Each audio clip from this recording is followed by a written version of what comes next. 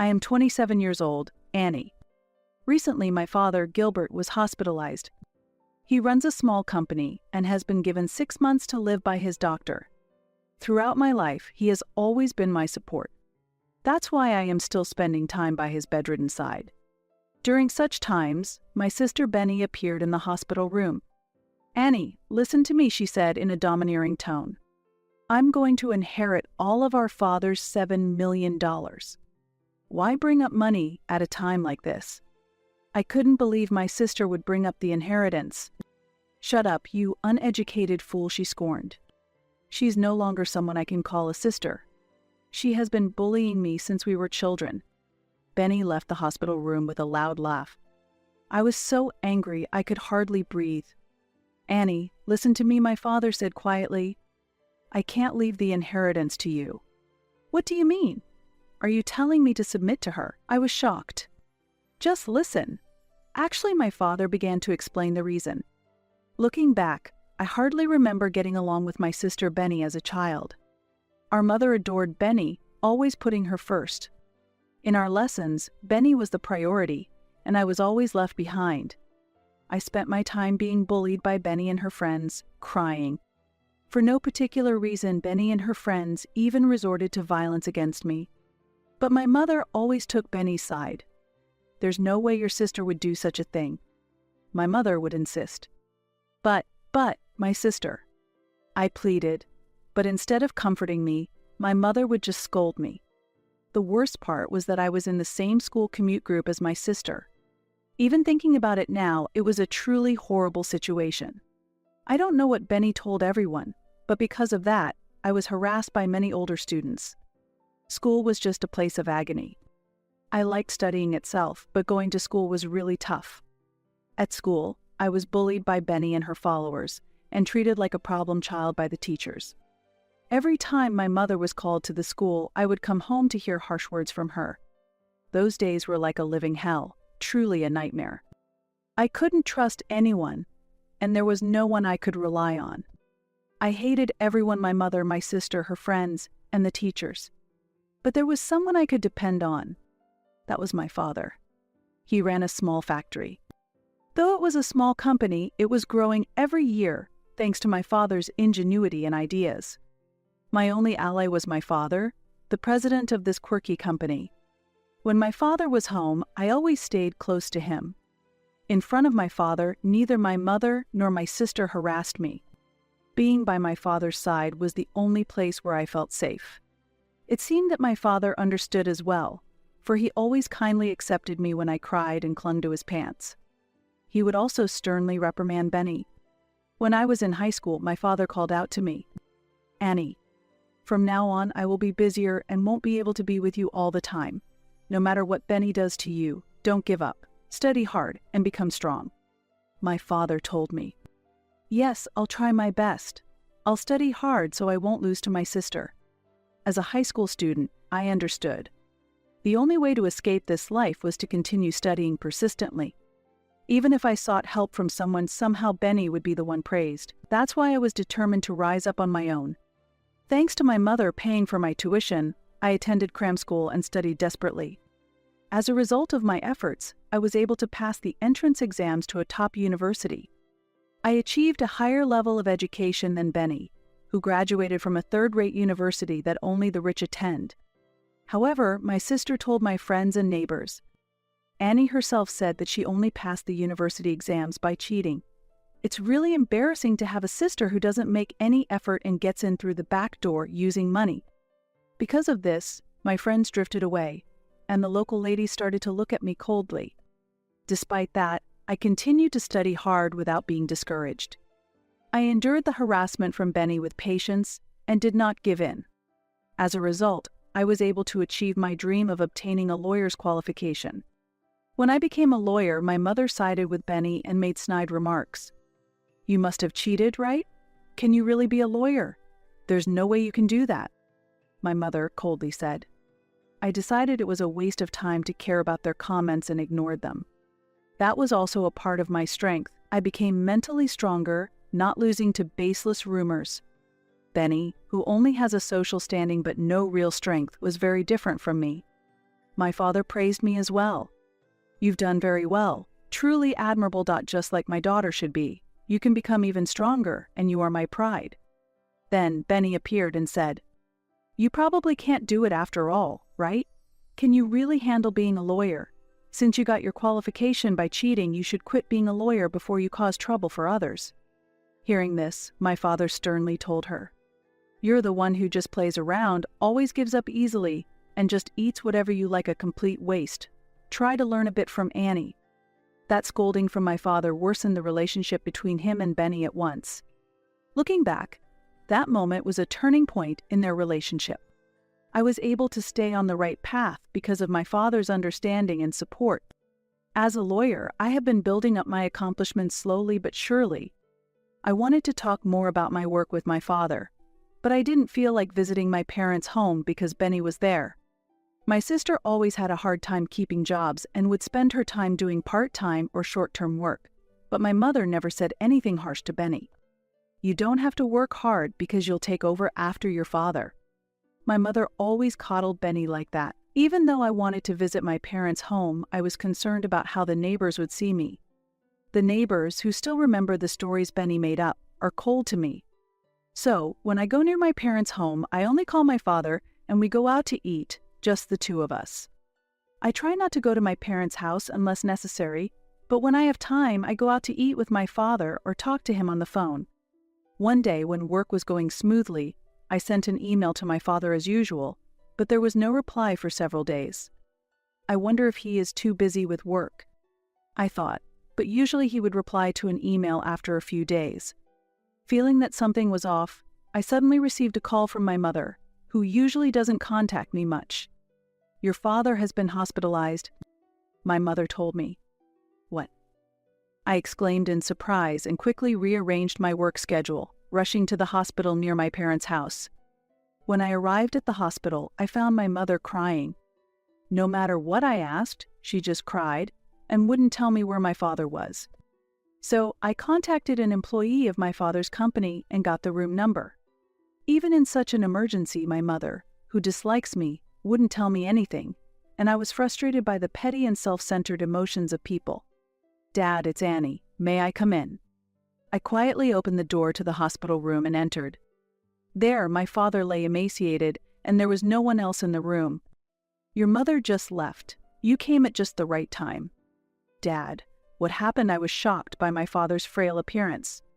Who told you the room number? My father asked. I got it from someone at your company.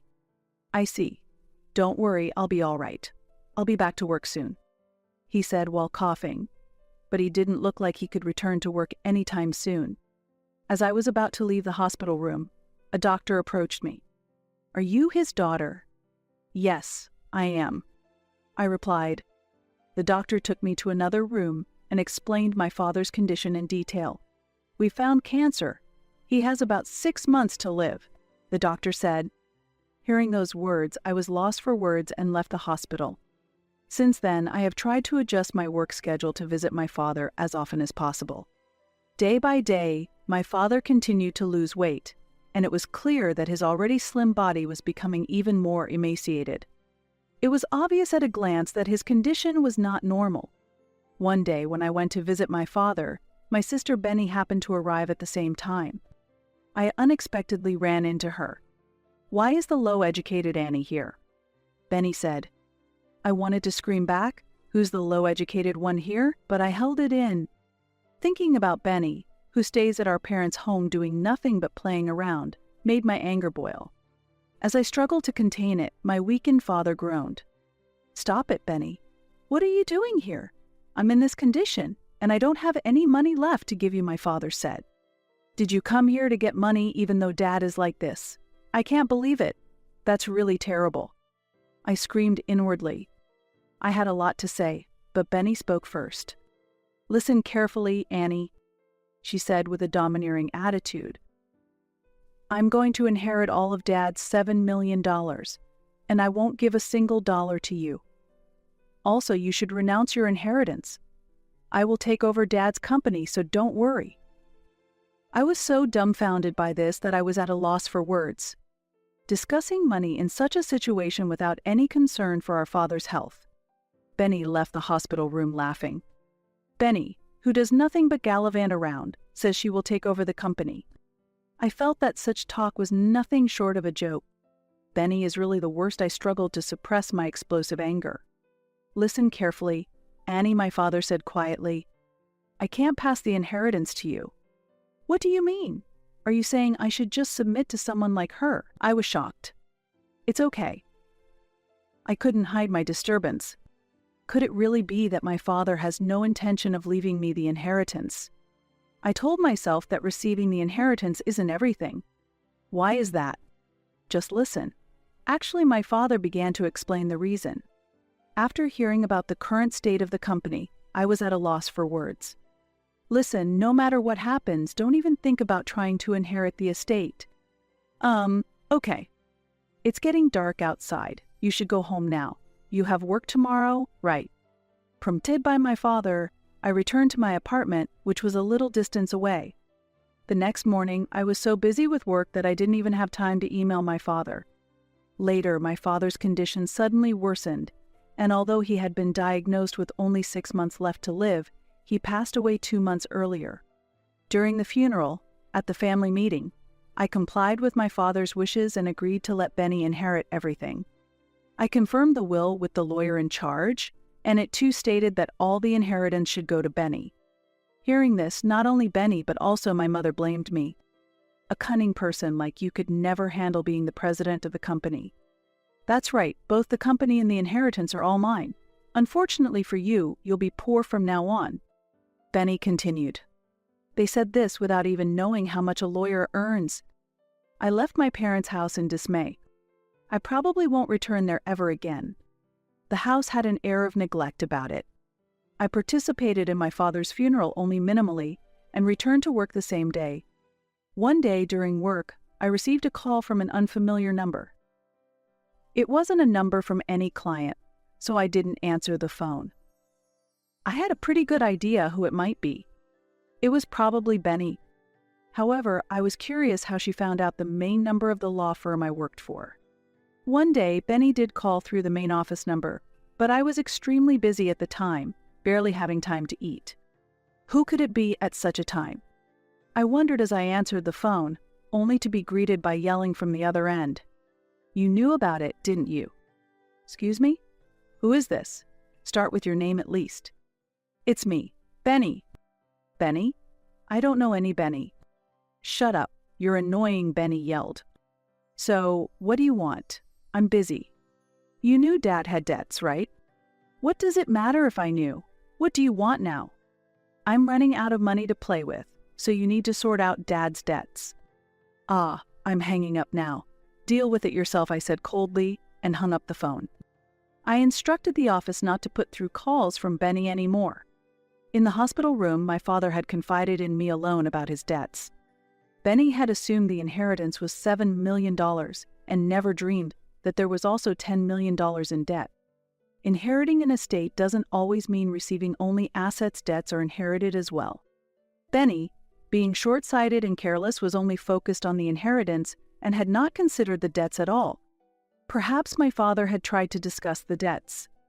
However, given Benny's personality, she probably ignored the discussion about debts and only paid attention to what she could inherit. She is a pitiable person. However, I had no intention of helping her. Enjoy the debt-ridden life with our mother. That was the only thing I could say to her. Later, I found out that Benny was living a terrible life, taking on more debt to repay existing debts. Her financial situation was extremely dire. The debt was only growing, getting bigger and bigger. Considering her lazy lifestyle up to this point, I couldn't help but scoff. I am not delighting in someone else's misfortune. It's just that the many wrongs she has done to me over the years are finally coming back to haunt her.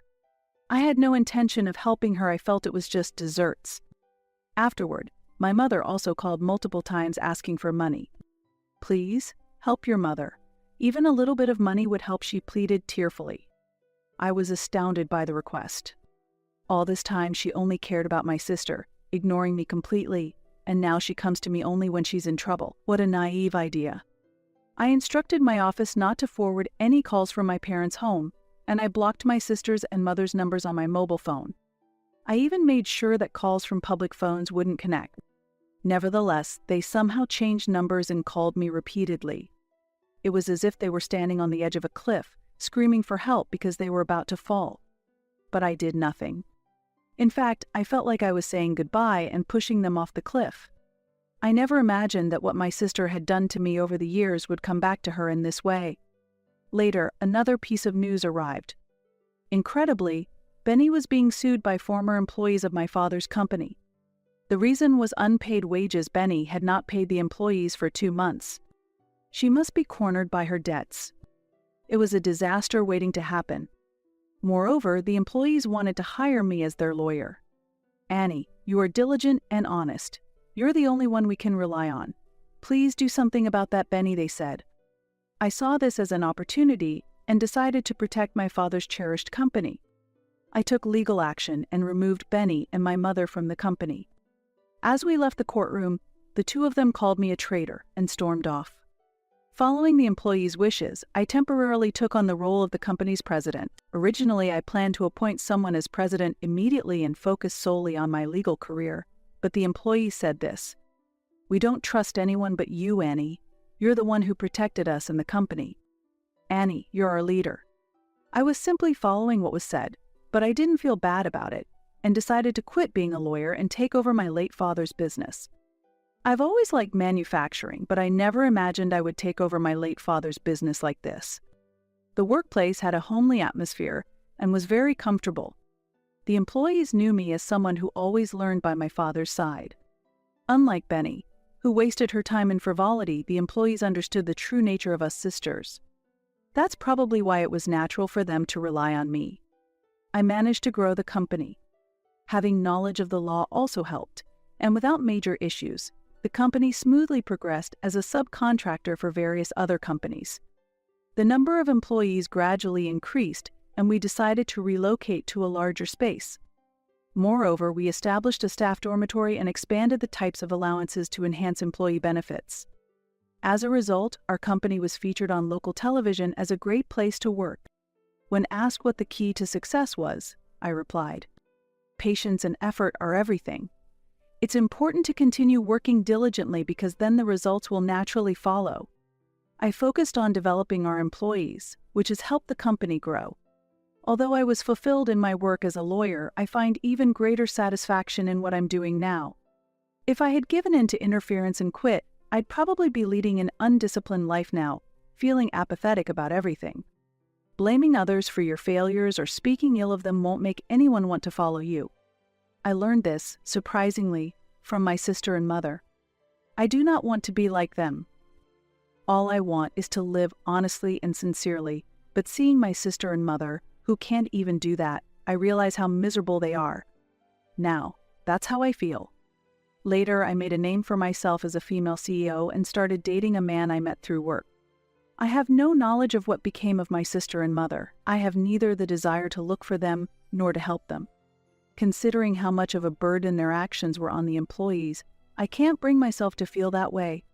My sister and mother will probably never return here. And after several years of dating, I got married. My husband is a talented young entrepreneur who has successfully run a small factory, and we hit it off. We had a small but heartwarming wedding that was true to us. The happiness I felt at that time was beyond anything I had ever experienced. Soon after our wedding, I found out I was pregnant, and a baby boy will be born soon. That alone would have been enough. "Excuse me, Madam President." One of the employees burst into the room in a rush. Fortunately, no one else was there at the time, which was a relief, but the employee said excitedly, "Benny is here." "What? Why now?" Holding my swollen belly, I stepped outside. There stood Benny, dressed shabbily and looking unclean.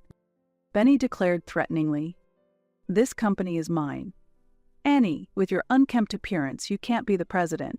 I should take over as president."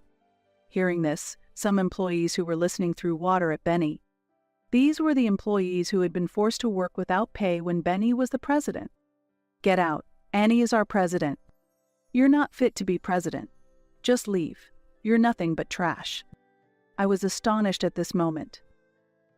Even though there used to be no one I could rely on but my father, now I had never imagined that so many people trusted me. We'll get rid of her quickly, so please go back inside, Madam President. Many employees were protecting me from Benny. Annie, please help me. Please leave. You're only causing trouble for everyone. I finally voiced the words I had long held back in my heart. I truly hate you. I slowly walked back to my office. I don't know what happened to Benny afterward. And then, I gave birth to a healthy boy and received warm congratulations from everyone around me. Since I started working on rebuilding the company as its president, the expressions of the employees visibly changed. Employees who used to work with gloomy faces gradually regained their lovely smiles. Once, an employee who had worked with my father came to me and said, "President Annie, we all really love you." The moment I heard those words, my heart warmed and I was filled with emotion. Despite not receiving enough recognition even from my own family before, now I am trusted and loved by so many colleagues. My heart was filled with gratitude and joy at this fact. Thank you so much. However, this achievement isn't solely my own. It has been possible only because of the continuous support and cooperation from each and every one of you.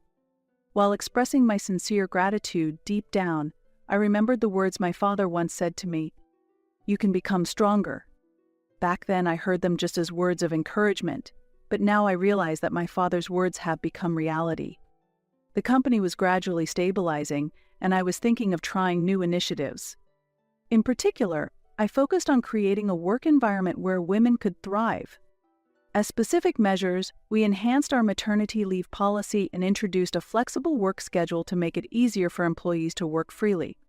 Furthermore, as part of our support for parenting, we also established an on-site daycare. These initiatives have attracted attention both internally and externally, and are especially appreciated by our female employees. Thanks to you, Madam President, I can continue working even after having children, one female employee told me with emotion in her voice. Tears of gratitude welled up in her eyes, and in that moment, I deeply felt the significance of my role as the president of the company. Being president had become about more than just sustaining the company.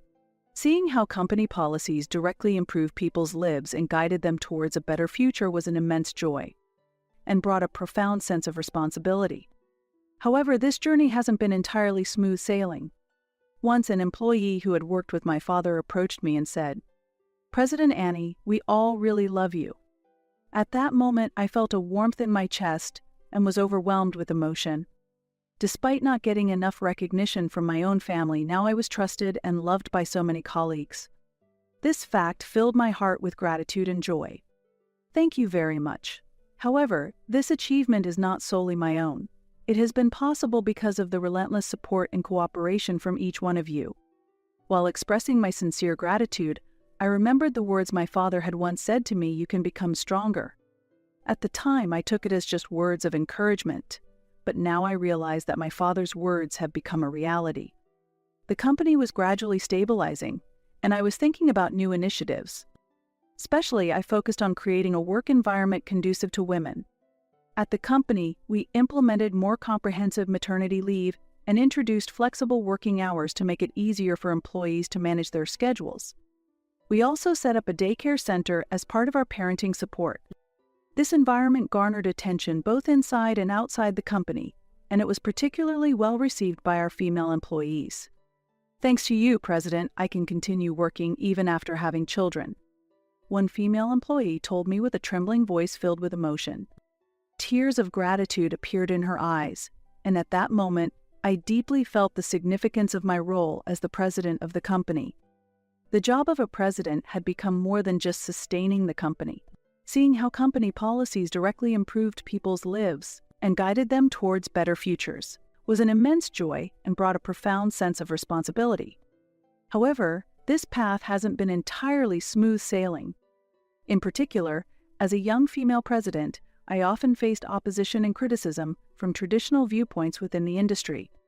Is it really okay to have such a young female president? And she'll probably give up soon, were negative comments that occasionally reached my ears. Yet, no matter the criticism, I was never discouraged. I remained strong because of the importance of perseverance taught by my father and the experience I had gained from my efforts. During this time, I was unexpectedly contacted by the local Chamber of Commerce. "President Annie, could you give a talk at our place? We are running a program to support female entrepreneurs." The request was so sudden that I hesitated at first about what to answer. However, upon reflection, I grew increasingly convinced that my accumulated experiences could be valuable to women who were aspiring to start their own businesses. Moved by this thought, I decided to accept the invitation to speak. On the day of the event, as I entered the venue, many women sat with faces full of anticipation. I took this opportunity to honestly share my past experiences. Specifically, I talked about my complex family background, the criticism and difficulties I faced from society, and how I overcame each of these challenges. After the talk, a woman hesitantly approached me. "Actually, my family is opposed to me starting a business. But hearing your story, President Annie, I've decided not to give up," she said. I remembered the similar situations I had faced myself and told her, "You'll be okay. Value the people around you who support you, and keep believing in yourself." This simple advice, born from my own experience, made me realize that running a company is not my only role. I feel my presence and efforts can be a source of hope, especially for women facing difficulties. And gradually, my efforts began to be recognized by society. During this time, a large envelope was delivered to my office. Inside was a certificate of recognition from a local economic organization. The certificate read, "In recognition of your contributions to the development of the regional economy as a female executive, and for giving courage and hope to many people, especially women." The moment I saw the words on the certificate, I was moved to tears. If my father were watching from heaven, I truly felt he would be proud of what I had accomplished.